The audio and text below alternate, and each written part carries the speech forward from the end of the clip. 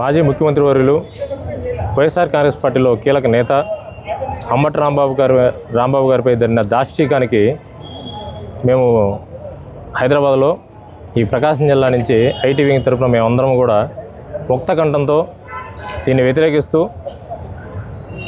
మా జిల్లా ఎమ్మెల్యే గారైన చంద్రశేఖర్ అన్న ఆధ్వర్యంలో ఐటీ వింగ్ ఆధ్వర్యంలో ఇక్కడ అందరం కూడా కలిసి ముక్త కంఠంతో నిలదించేది ఏమంటే, అయ్యా చంద్రబాబు నాయుడు గారు,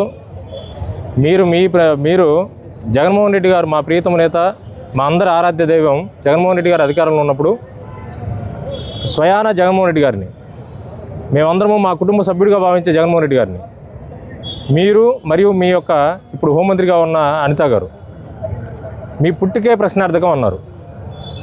నాకు తెలిసి ఏ మనిషి కూడా ఏ స్థాయి వ్యక్తి అయినా కానీ ఆ విధమైన మాటలకి అనర్హులు. మేమందరము చాలా బాధతో దిగమింగుకుంటూ మాకు మా నాయకుడు నేర్పలేదు, ఈ రాక్షసత్వం మా నాయకుడు మాలో పెంపొందించలేదు.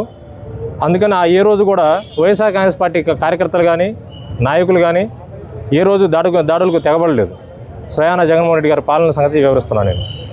అయితే నిన్న అంబటి రాంబాబు గారు అసలు ఏ లడ్డులో కూడా స్వయాన ప్రపంచవ్యాప్తంగా హిందువుల ఆరాధ్య దైవం అయినటువంటి వెంకటేశ్వర స్వామి వారి లడ్డు ప్రసాదంలో ఏ విధమైన జంతు కొవ్వు కానీ ఏ విధమైన యానిమల్ ఫ్యాట్ కానీ లభించలేదని చెప్పిన తర్వాత మీరు మా అందరినీ కూడా రాష్ట్ర వ్యాప్తంగా ఉన్న దేశవ్యాప్తంగా ఉన్న హిందువుల మనోభావాలు రెచ్చగొట్టే విధంగా మళ్ళీ మీ పార్టీ వారు ఫ్లెక్సీలు ఏర్పాటు చేయడం ఏదైతే ఉందో చాలా దిగజారిపోయినటువంటి ఆలోచన అది.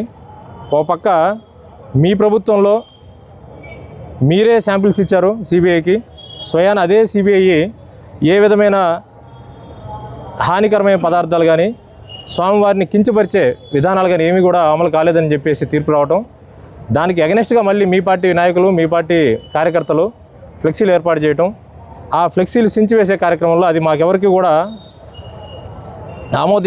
ఆమోదయోగ్యం కాదు కాబట్టి సించివేసే కార్యక్రమంలో అంబటి రాంబాబు గారు పాల్గొనడం, అందులో జరిగిన ఒక చిన్న సంఘటన పట్టుకొని మీరు రాష్ట్రాన్ని ఇంతకుముందు మీరు అడిగేవారు, మా జగనన్న అధికారంలో ఉన్నప్పుడు రాష్ట్రాన్ని సూడాన్ చేస్తున్నారా శ్రీలంక చేస్తున్నారా అని అడిగేవారు. మేము ఇప్పుడు మిమ్మల్ని అడుగుతున్నాం, మీరు రాష్ట్రాన్ని బీహార్గా మార్చట్లేదా? ఇంతకంటే దారుణంగా ఏమైనా ఉంటుందా బీహారు?